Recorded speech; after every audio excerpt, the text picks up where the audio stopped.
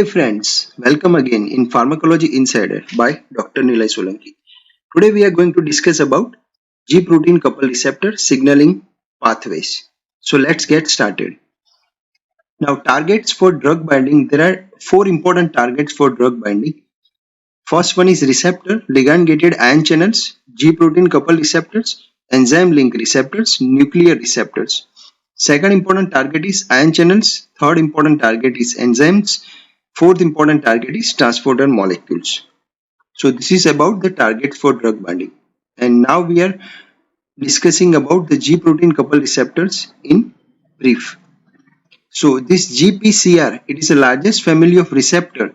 It is called as a metabotropic or 7 transmembrane heptahelical alpha helices receptors. Extracellularly, N-terminal domain is present and intracellularly C-terminal domain is there. Time scale is in seconds, location is in membrane, effector ion channel or enzymes coupling with the G protein. Examples are adrenoceptors, muscarinic ACH, histamine, serotonin, opioid, etc. Before going into the targets for G protein, it is a family of membrane resident protein. Its function is to identify activated GPCR and pass the message to effector system further to generate the cellular response. Pharmacologically important G proteins are GS, GI, GO and GQ. So now we are discussing about the targets for G protein. First one is adenyl cyclase, the enzyme responsible for CAMP formation, phospholipase C, the enzyme responsible for inositol phosphate and diacylglycerol formation. Ion channel is the third important target, particularly calcium and potassium channels. Rho kinase, a system that controls activity of many signaling pathway controlling cell growth and proliferation, smooth muscle contraction. Mitogen activated protein kinase, a system that controls many cell function including cell division. Today we are discussing about the first two targets for G protein. Now this adenyl cyclase, it was discovered by Sutherland and its colleagues for the role of CAMP, intracellular mediator involved as a second messenger system in signal transduction pathways. Now whenever agonist molecule, any drug molecule bind to this GPCR, the G protein, which is consisting of three subunits alpha, beta and gamma, initially it is inactive with the help of GDP, but when the phosphate molecule attaches to this alpha subunit, it is got activated and there is a separation of gamma and beta subunit, and this alpha subunit with the help of GTP it is got activated and it further activates the adenyl cyclase, where adenyl cyclase with the help of ATP it is converting it into cyclic AMP. Then further this adenyl cyclase activate the protein kinase, which is producing the cellular response inside the cell. Now this activated protein kinase, it has a three important role to play inside the cell.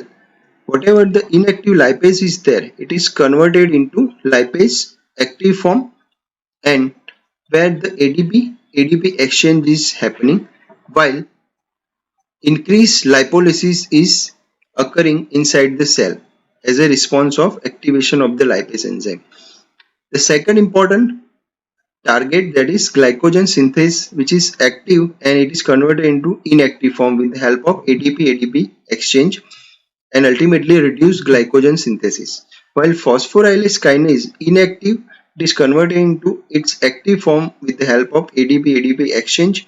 Whatever the active form is there of phosphorylase kinase, which is further activating the phosphorylase B, which is inactive, to phosphorylase A active form with the help of ATP.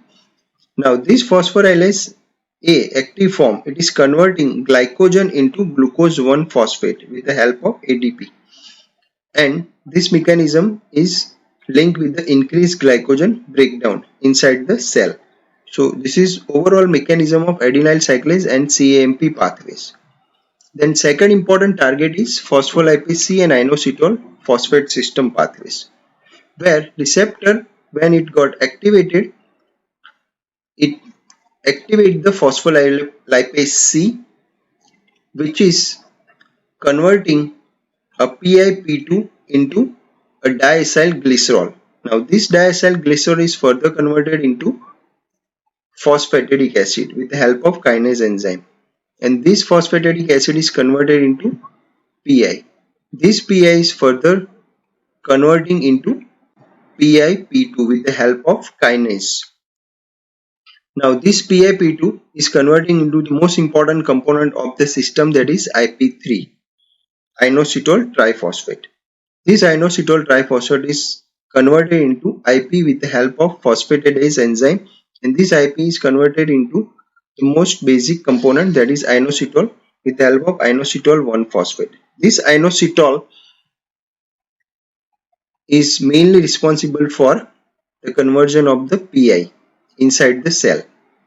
Now this IP3 is also converted into IP4 molecule, which is inositol tetraphosphate.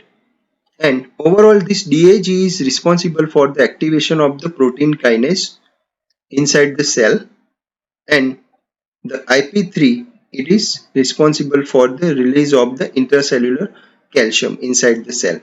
So this is overall functions and pathways related with the phospholipase C and inositol phosphate system.